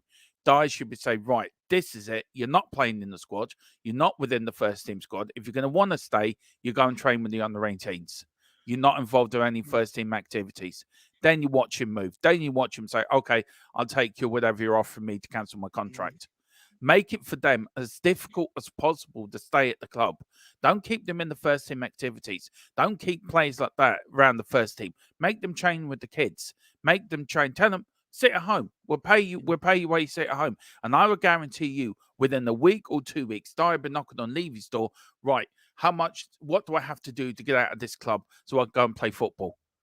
We make it too easy for them. We make it that they're comfortable. We make it that they can come in, go around. Oh, don't worry, I'm still going to get paid. Make it as difficult as possible. And I guarantee you, players like that will be banging on the door. Look, just get me out of here. I want to go somewhere else. You will make it too easy for them, Dave. That's my point. That's why I was using Aurier and Doherty as an example, that they were willing to accept. They were willing to meet the club halfway. Right, we'll go for the benefit of us. The likes of Dyer and Hugo, it should have been made difficult for them. Right, Eric, you want to stay? Go and train with the under-18s or the under-16s, and we'll pay you half your wages. Guarantee you, he'd be banging on the door. I want to leave. Pay me out of my contract. But the thing is, Hugo Lloris came out at the end of last season and said he was leaving in the summer. It was his final season. I know that. So he wanted to leave. Eric Dyer was told he wasn't a part of the plans by Ange Postecoglou. He was told he can go. The difference is the club didn't step up and say, okay, well, you know, you're not making any leeway to leave. So what we're going to do is offer you up your contract with me. Because all they've wanted to do is sit there and sort of wait to sign on a big signing on bonus. That's all they wanted to do. So the club could have went to them sooner and said, look, you already both know you're not a part of our plans. The difference is the club didn't go and offer them to pay up them out of their contract, but they did with Aurier and Doherty. That's the only difference. Yeah, we didn't try to do it. Yeah, but you know full well Dyer will not accept anything. You got to make it as difficult as possible for them. You got to say to them, right, you're not part of the first team squad. You go and train with the youngsters. Oh, I agree with you. I agree with you. I guarantee you, within 5 minutes, he'd be banging on that door. One thing about Doherty and Aurier, as bad as they were, the club offered them a deal. At least Doherty turned around and said, you know how much I don't like Doherty, by the way. You saw what I was with when he played for Ireland. At least he turned around and said, right, okay, I'll offer a proportion of my contract. I'll accept the deal. I want to go and play first team football. And he got experience in Spain. Now he's back at Wolves again. Hugo Lloris, I think he was helping Vicario as a coach. And I think that's why he was kept around as well. But look, Eric Dyer. That's an excuse. Well, it's not an excuse. I'm just saying. It is an excuse. The fact that he was kept around to coach. He was kept around because we didn't offer to pay him out of his contract. It's that simple. We did with other players. We didn't go to attempt it with them. If a player won't accept, Dave, if a player won't accept your offer, but Dermot, you're missing the point. We didn't go to do it. We done it with Aurier and Doherty. We offered it to them. We didn't offer it to Lloris and Dyer. That's my point. Yeah, I know your point. And my point is, if you're not going to offer them, make it as hard as possible for them. That then they will come, they will asking you for it. We're making it too easy for these players on the last months of their contract. Everyone knows that Tottenham that Dyer wants to go on the free. So just, I don't know. It's a hard one. And just quickly, Paddy Harnett, I mean, he doesn't have to walk away from it, but he could have signed on a pre-contract if he's paid him out of his contract anyway, and he would have doubled up on the money. So again, I feel like we're just making excuses for these guys personally, rather than and for the club, rather than just being ruthless and attacking it head on the way we should. Shem Tam says, if the players are tired, why still no youth? Just saying, absolutely agree with that. If they are tired and they don't want to run about, get on the kids who will run about. It's that simple, Shem Tan. I'm not having this excuse that they were tired. I'm just not. It was just a weak performance on the night, and it's a performance reminiscent of where we were last season. Nowhere near good enough, Shem Tan. And we're going to get on to speak about the kids coming in now. Adrian Chia, as a club, we have a bad habit of rewarding mediocrity. Exactly my point, my man. We reward mediocrity. It's nowhere near good enough.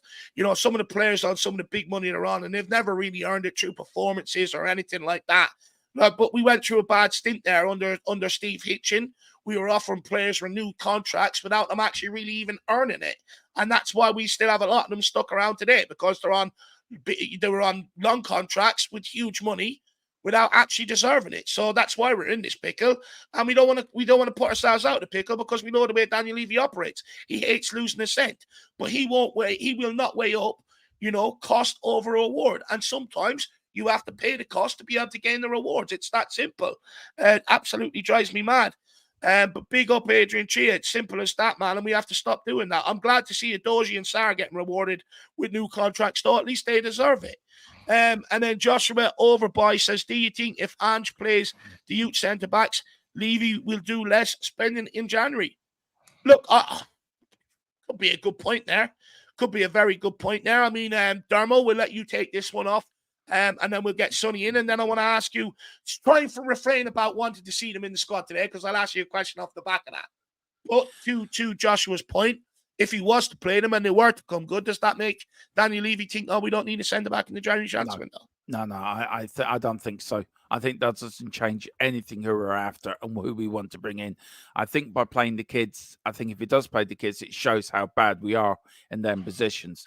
And he's also making a slight point to Paratici and co that, look, I have to play the kids because I haven't got any decent, reliable defenders to put in when we get injuries. So, look, I don't think so. I think Levy... Look, I think Levy's going to change. I honestly do. Call me optimistic, call me delusional, call me I'm off the wall. But I think Levy's learnt his lessons from previous managers. And I don't think he will make the same mistakes on the round where he's made mistakes on the previous managers. But no, I think if Ange plays the kids, it just brings out the point more. We need defenders. We need better quality of players. So, no, I don't think so. Interesting. Sonny, where are you at with that, my man? No, I agree 100%. Even if they both come in and play the best games of their lives, I don't think that, I think that just papers over some cracks. We still need a first team quality centre back. Even if they do become a backup, got to give competition to maybe Romero in the team as well, because we can't be in this situation again. Because what happens if, I don't know, like we can't just over rely on these youth players, because we want them to come good eventually, and we're sort of just chucking them in at the deep end as it is, by just even debating them. Because in an ideal situation, you'd want them to play alongside a Mickey van der Ven or Romero, but they can't.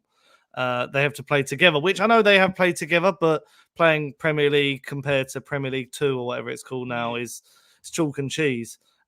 We've seen, like, when the youth squads play against what's it in the Checkatrade Trophy or whatever it's called now, the old JPT. Yeah, they can play League 1, League 2 sides, and they will give them a hiding, because it's a different level playing senior football.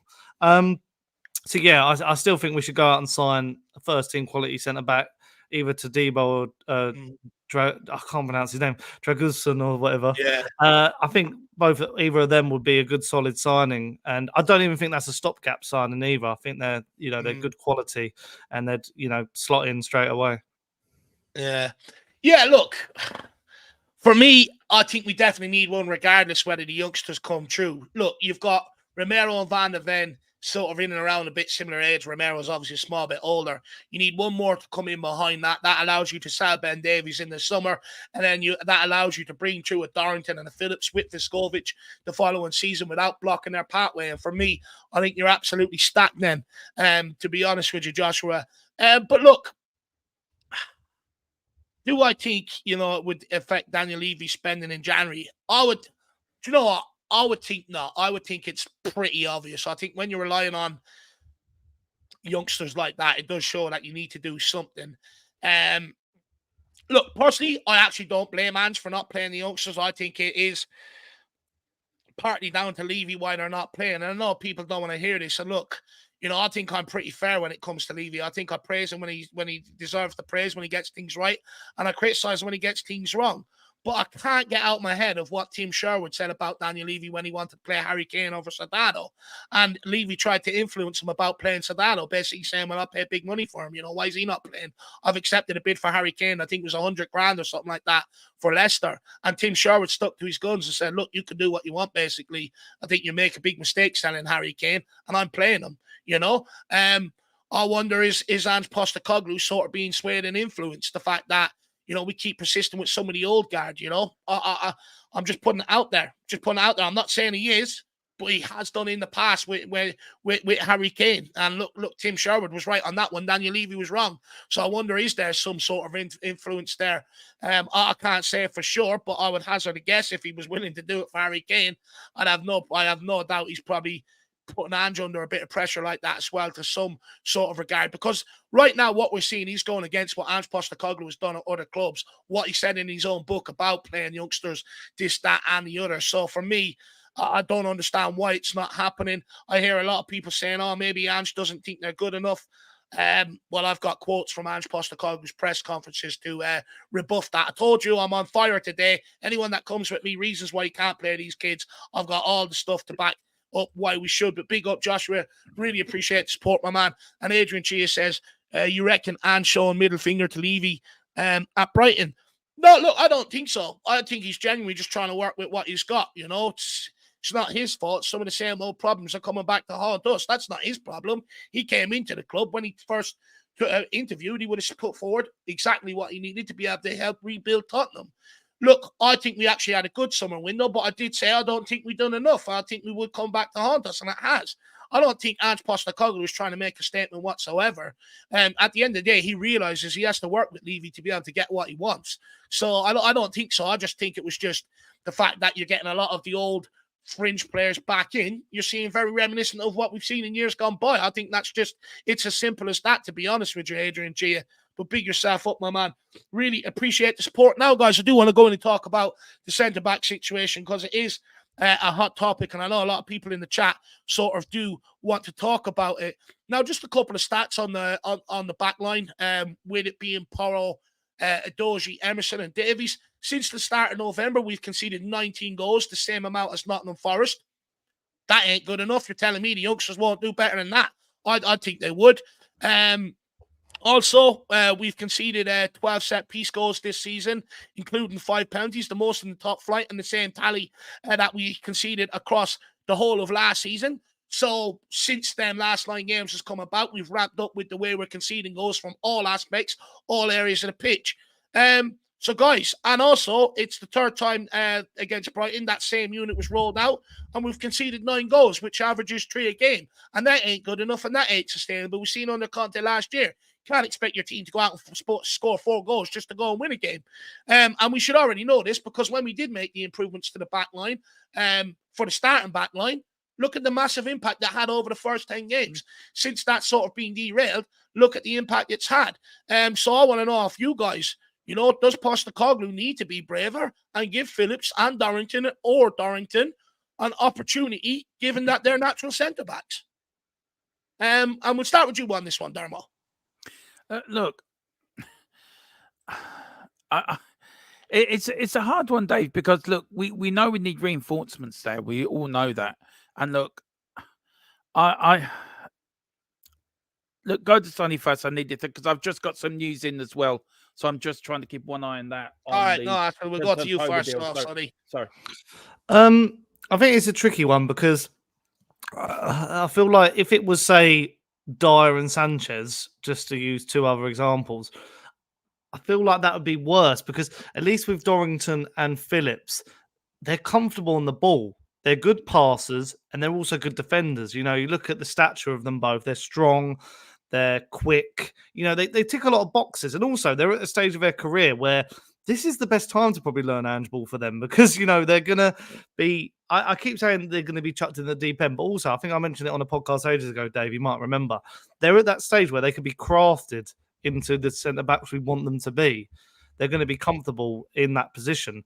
And it's hard to know when the best time is to play them, as I say, one at a time or both, but I feel like it could be worth a go. We just don't want there to be a scenario where they are chucked in at the deep end and people have a go at them and the media blast them. And, I think Ange has got a lot of respect for some of his risky plays, such as the high line from certain parts of the media. So maybe this would get some respect as well, because even the last game, I think Ben Davies has been all right.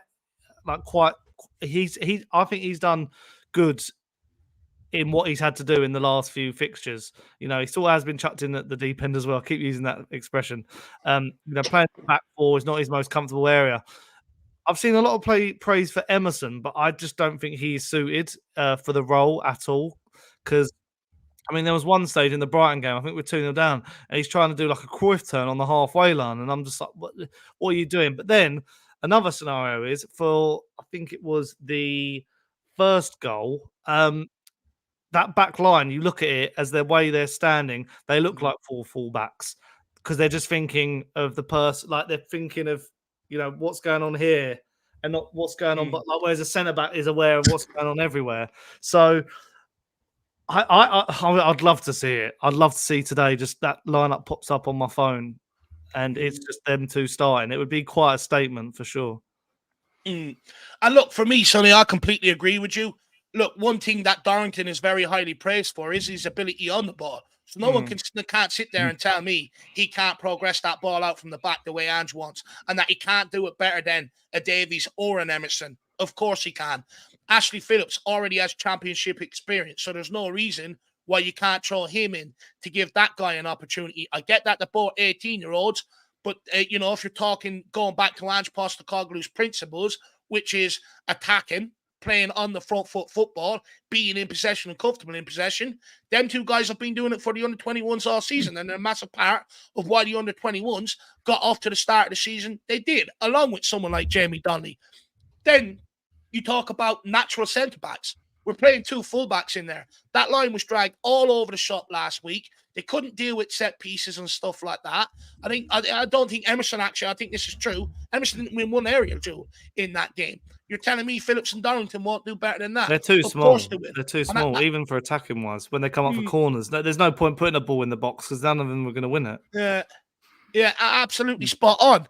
And then, you know, the argument they may not be ready.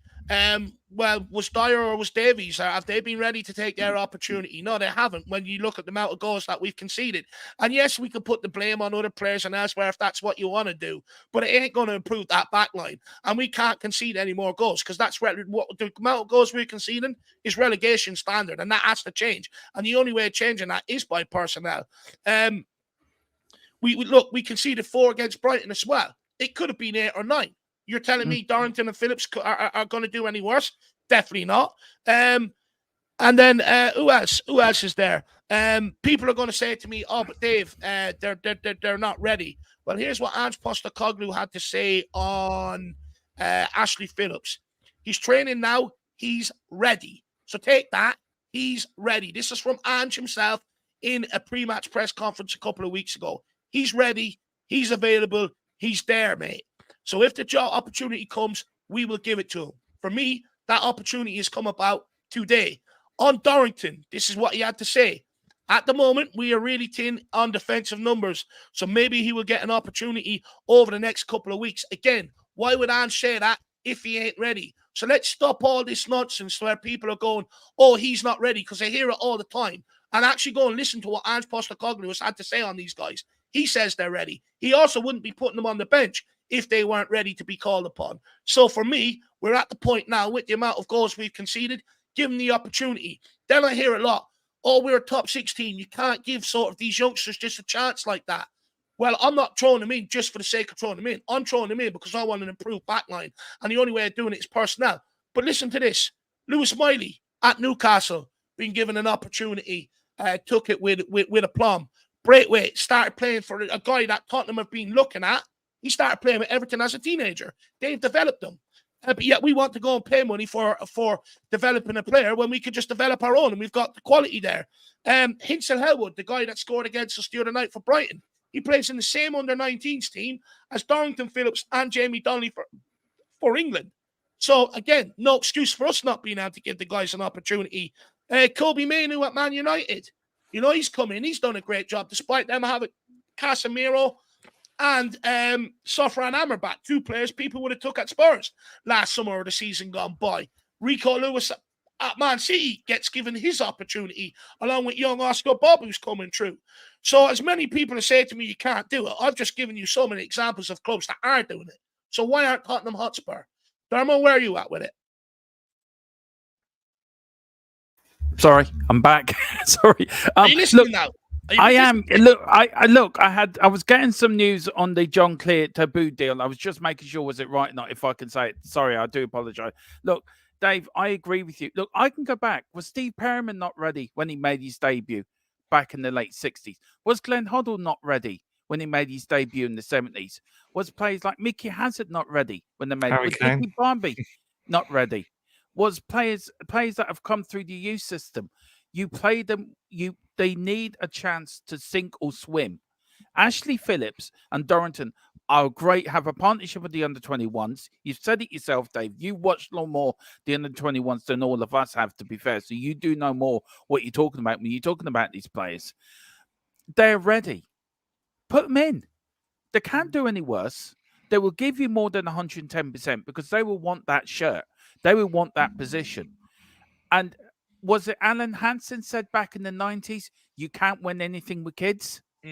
I think Fergie sort of had something on that. He brought in the class in 92. And look what they went on to achieve. Look, we have a habit at Tottenham. We have a tradition of bringing in the youngsters and bringing them into the first team and watching them blossom and bloom into world-class players. We haven't done that for years for whatever reason. We need to go back to our roots. That is one of our traditions.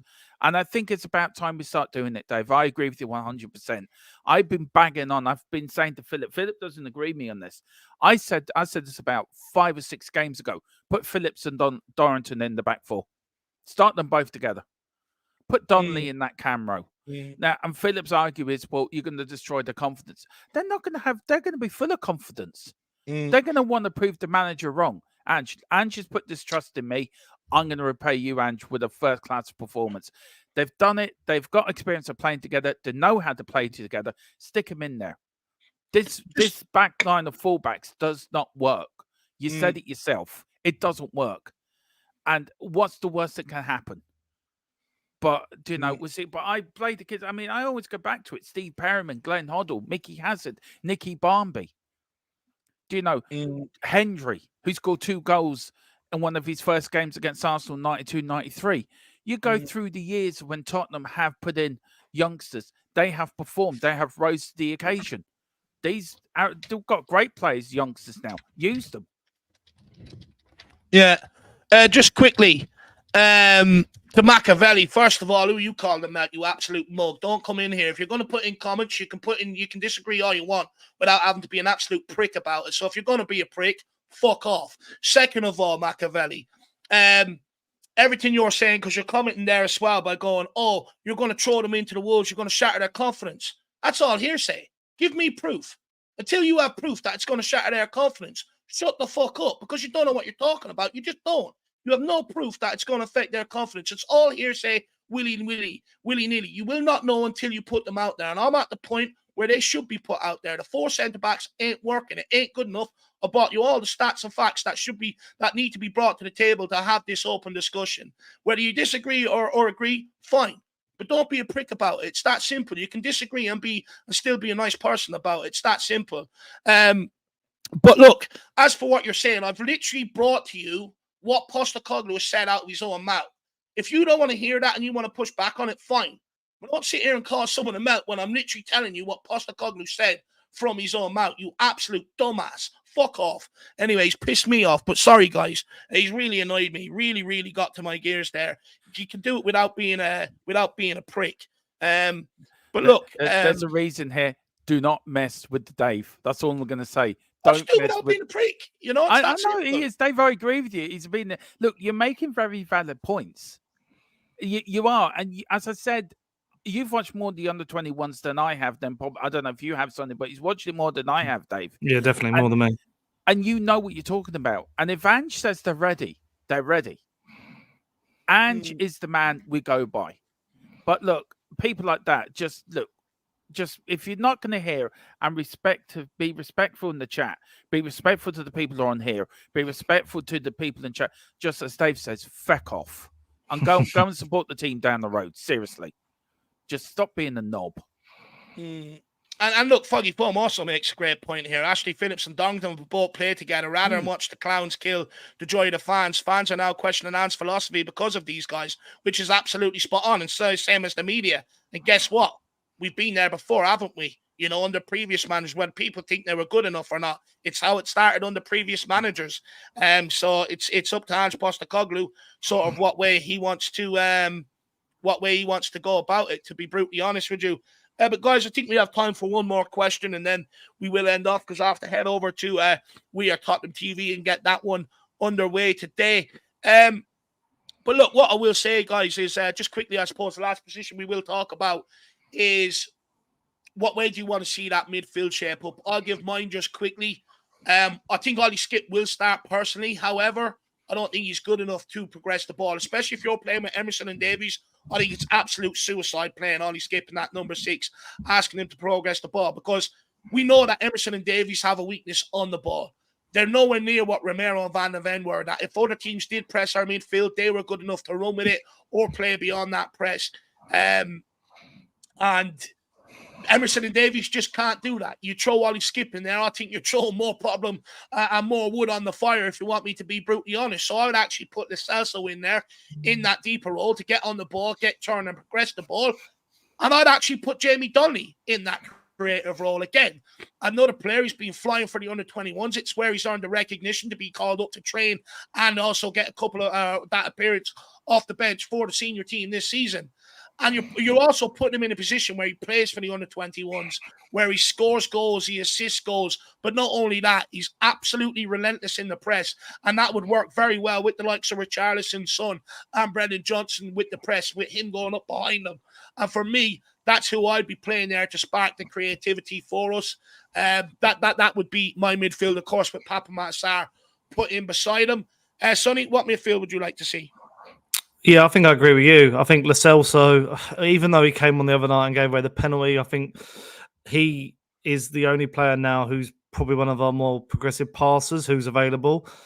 I'd then probably go Sarr and Skip, I think, as well. I don't mind if I saw Sarr playing the 6. I feel like a few of them could play it a bit better than Højbjerg.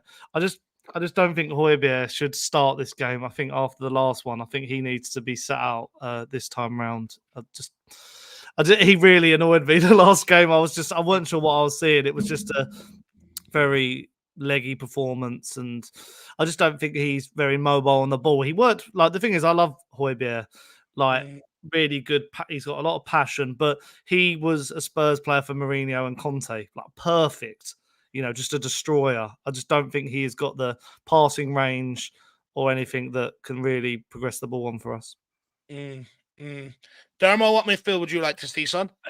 Look, I don't want to see Højbjerg playing after his performance the other night. Please stay away. Look, I'm Højbjerg's massive fan.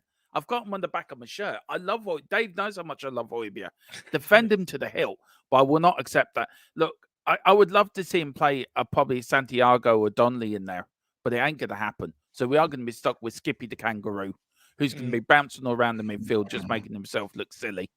But look, I think it'd be Lo Celso, Sarr, and Skip. I'd rather it be Sarr, Santiago, and Donnelly. That, for me, would be a better balanced midfield. But look, it's going to be Skip, isn't it? And Lo Celso. But whoever plays today, you've got to give it 100%. You've got to go out there and play like your life depends on it. Play for the shirt. And then we can beat Bournemouth, get over this sticky period, beat Burnley in the FA Cup, get the players start and come back and watch us go again. We're not out of this fight yet. We're still within the Champions League fight. Mathematically, we're still in the title fight. So let's go. Let's crack on. Get a few plays in January. We spent too many times in a dark tunnel looking back at each other thinking, and the players not giving them raw. We've now got players in there that will give the oil. Or we just got to get Days Deadwood out and get new players in and watch us go. We will fly. But look, I would love to see the kids today, but I can't see it. It'd be skipping the spell. So sadly, go on, Skippy. Go and find another person down the well and go and rescue him and do that today. Look, I do think it's a long shot to see the kids. But personally, after that performance against Brighton, I think there's no better no better remedy than a quick, short, sharp. You're dropped to the bench and you can watch that kid at least start the next game ahead of you, just as a reminder of the levels that we expect you to be at. But look, I hear it. I'm just not tolerating that their age is going to be used against them now on the reasons why they can't play. When I brought to you the stats about how bad our defense has been, how bad it's been since that first 10-game period and stuff like that. And what do? Do you keep persisting with the same thing, expecting different result, which is the definition of insanity, which cost Jose's job, which cost Conte's job? Or do you mix it up and try and affect it and do something different? Andrew's already shown. I think it was after the Aston Villa or the Wolves game, he made drastic changes. We got a bit of a bounce. I would expect to see at least a couple today. Don't get me wrong. I'm not blaming Ange for this, but I do think he needs to take a different route and give some of these guys an opportunity. I don't think we should be so scared. What was the point of making a massive effort to get all these guys to sign long-term contracts at this football club? Not only that, change the payment structure that for the academy kids and stuff like that. So much chats with their parents and everything else, plotting a pathway for them into the first team if we ain't going to do it.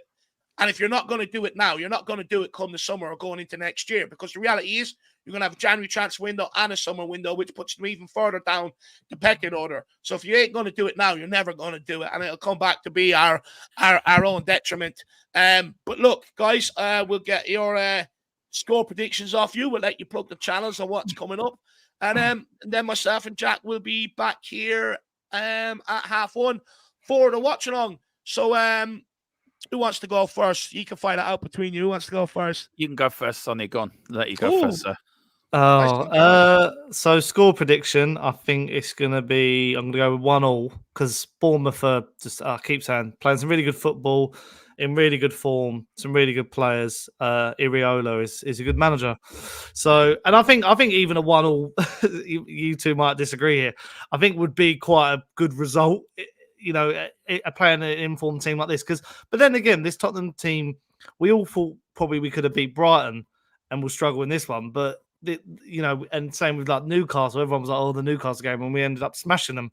So you just don't know what's going to happen with this team. So I'm going to go with 1-1. But yeah, obviously you can check me out, Sonny Talk Spurs on YouTube. I've got a good video that went live yesterday about Son, basically saying how big of a miss he's going to be going off to the Asian Cup, and you can look at my reaction as well to the Brighton game because it was quite fiery to say the least. So I'm nearly closing in on 2,000 subs. So get over there, show me some love.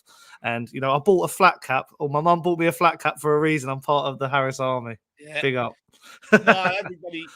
Just quickly, please, everybody, get over there, smash the subscribe to Sonny Talk Spurs. He's been absolutely brilliant to myself and Jack. He's always available whenever we need him. And look, you guys enjoy him being on the show, so make sure you get over there and check him out. And as well as Dermo, just give me 1 second, Dermo, just quickly. Dino Supremo. Look, 100%, I have no problem with my opinions being open to scrutiny whatsoever. Everybody here knows that, actually. I often try and get people that disagree with me to have a fair discussion. However, what I won't take is someone being a dick about it, you know. It's you can agree and disagree with each other respectfully. No one has to be an absolute prick about it. And at the end of the day, when people behave like that, what does it do? But only bring people down, make people feel shit. Why? We're human beings. We should be picking each other up, showing each other a bit of love. Life is hard enough, let alone having absolute idiots just getting on your case for no reason whatsoever.